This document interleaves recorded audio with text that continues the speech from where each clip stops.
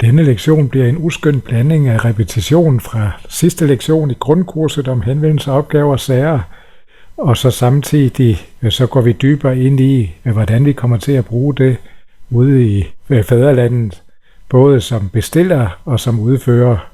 Noget af det, vi kiggede på sidste gang, det var henvendelser, og hvordan vi opretter henvendelser. Det vil vi ikke kigge på i den her lektion. Det gjorde vi under grundkurset. Men vi kan dog lige repetere, at henvendelser, det er alt, hvad der sendes ind i systemet for at fortælle om problemer.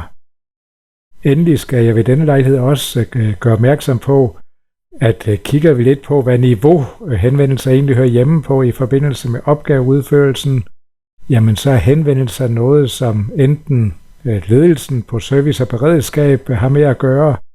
Det er dem, der skal dels få henvendelserne omformet i opgaver, og det er også dem, der, når opgaverne er afsluttet, skal sørge for, at henvendelsen bliver lukket ned. Henvendelser vil samtidig også være noget, bestillere kommer til at arbejde med, og i den forbindelse er det så bestilleren, der har ansvaret for, at den bliver lukket ned. Når vi har fået en henvendelse ind, jamen så skal der oprettes en eller flere opgaver på grundlag af henvendelsen, og det, der er vigtigt, det er, at opgaven bliver oprettet på en sådan måde, at vi får et udmærket styringsværktøj.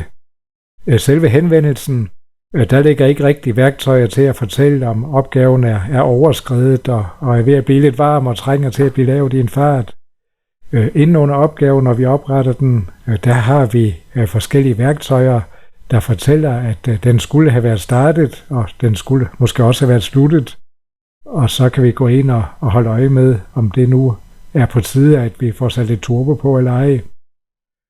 Og så endelig snakkede vi om ved grundkurset om sager, at det kan være en fantastisk måde at samle en masse henvendelser, en masse opgaver under en sag. For så er det kun et sted, vi skal kigge efter det, hvis det for eksempel er huller i asfaltbelægninger. Hvis det var henvendelser vedrørende en udstykning, som vi snakkede om sidste gang, der var bestilt af anlægsfolkene, jamen så kan vi hurtigt lige lukke en sag op, og så kan vi få et meget hurtigt overblik over, hvad har vi egentlig liggende af henvendelser og opgaver på den her sag, der mangler at blive lukket ned. Så det var lige en kortfattet introduktion til, hvordan vi griber det an, når vi skal udføre tingene ude i marken. Og selvfølgelig skal du ikke snydes for det traditionelle reklameindslag.